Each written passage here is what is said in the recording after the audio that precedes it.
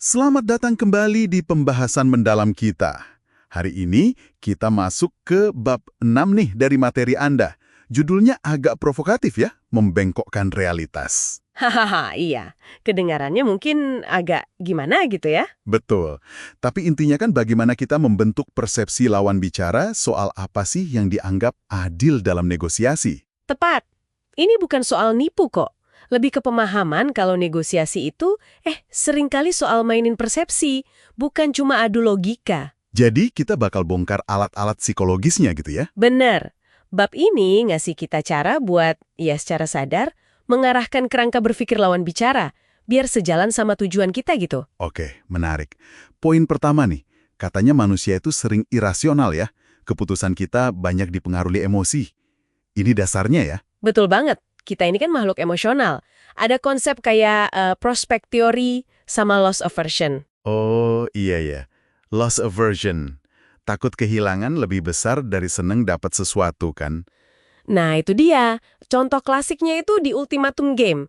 Logikanya nih, orang mestinya terima aja tawaran uang berapapun kan? Lumayan daripada nol. Iyalah, mestinya gitu. Tapi kenyataannya, banyak yang nolak tawaran yang dianggap nggak adil. Padahal artinya mereka nggak dapat apa-apa sama sekali loh. Wah, serius? Rela nggak dapat apa-apa? Iya, ini bukti kuat banget kalau persepsi keadilan itu bisa ngalahin logika uang. Orang itu rela rugi demi menghukum sesuatu yang dirasa nggak adil. Kuat banget kan? Wow. Oke.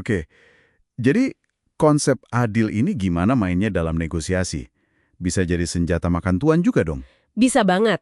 Ada dua sisi nih. Pertama, kita bisa bingkai tawaran kita biar kelihatan adil. Pakai acuan standar industri kayak data pembanding kayak biar ada legitimasinya gitu. Iya. Nah, sisi kedua, ini yang perlu diwaspadai. Kalau lawan bicara bilang, wah tawaran kami ini udah adil banget loh. Nah, itu sering tuh. Sering kan? Itu belum tentu fakta objektif loh. Seringnya itu malah tekanan psikologis. Biar kita merasa bersalah kalau nolak. Mereka coba ngontrol narasi adil itu. Oh, jadi itu taktik ya? Bisa jadi. Ingat kasusnya Robin Williams sama Disney nggak? Kemarahannya itu kan bukan cuma soal duitnya, tapi dia merasa diperlakukan nggak adil setelah filmnya sukses besar. Persepsi ini, wah kuat sekali dampaknya. Jadi adil itu bisa jadi tameng, bisa jadi senjata ya? Mesti pintar-pintar nih kita. Oke, selain adil ada konsep jangkar atau anchoring, terutama buat emosi katanya. Gimana tuh cara kerjanya? Ini soal kita menetapkan titik referensi awal. Salah satu tekniknya namanya accusation audit. Jadi kita duluan yang nyebutin hal-hal negatif yang mungkin lagi dipikirin lawan bicara soal kita. Contohnya gimana tuh? Misalnya kita bilang, Anda mungkin merasa saya minta terlalu banyak ya, atau Anda mungkin agak kecewa nih dengan penundaan kemarin. Oh, kita ngakuin duluan gitu? Iya, dengan kita ngakuin potensi negatif itu, kita kayak menetralisirnya. Ini menjangkar emosi mereka di ekspektasi yang mungkin nggak terlalu tinggi, jadinya tawaran kita nanti yang mungkin juga nggak sempurna-sempurna amat, jadi terasa lebih masuk akal. Ah, gitu. Dan kalau mereka nolak setelah kita jujur gitu, rasanya kayak rugi lagi buat mereka. Kena loss aversion lagi. Strategi yang cerdik ya. Tapi apa nggak beresiko malah nanemin ide negatif yang tadinya nggak kepikiran sama mereka? Pertanyaan bagus. Kuncinya itu, kita identifikasi kemungkinan keberatan atau persepsi negatif yang kayaknya udah ada atau sangat mungkin ada di benak mereka. Bukan kita ngarang-ngarang masalah baru. Oke, jadi kita antisipasi ya, bukan nyiptain. Betul. Intinya, kita proaktif mengatasi ganjalan potensial. Baca situasi lah. Paham. Terus, gimana soal jangkar waktu? Maksudnya, tenggat waktu atau deadlines. Ini kan sering bikin stres nih. Iya kan? Tenggat waktu tuh pemicu stres klasik. Bisa bikin orang ambil keputusan impulsif. Nah, negosiator ulung itu belajar nahan panik di diri sendiri, tapi bisa manfaatin tekanan waktu ini ke orang lain. Oh, gitu caranya. Tapi, uniknya nih, riset nunjukin kalau kita nyembunyiin deadline kita sendiri, itu malah bisa ningkatin resiko deadlock atau buntu. Loh, kok gitu? Bukannya lebih enak kalau nggak ketahuan? Ternyata nggak selalu. Deadline yang jelas itu bisa nyiptain urgensi yang positif, mendorong kedua pihak buat gerak. Tapi ya, ingat mantra utamanya, nggak ada kesepakatan itu lebih baik daripada kesepakatan yang buruk. Jangan sampai tekanan waktu maksa kita ambil deal jelek.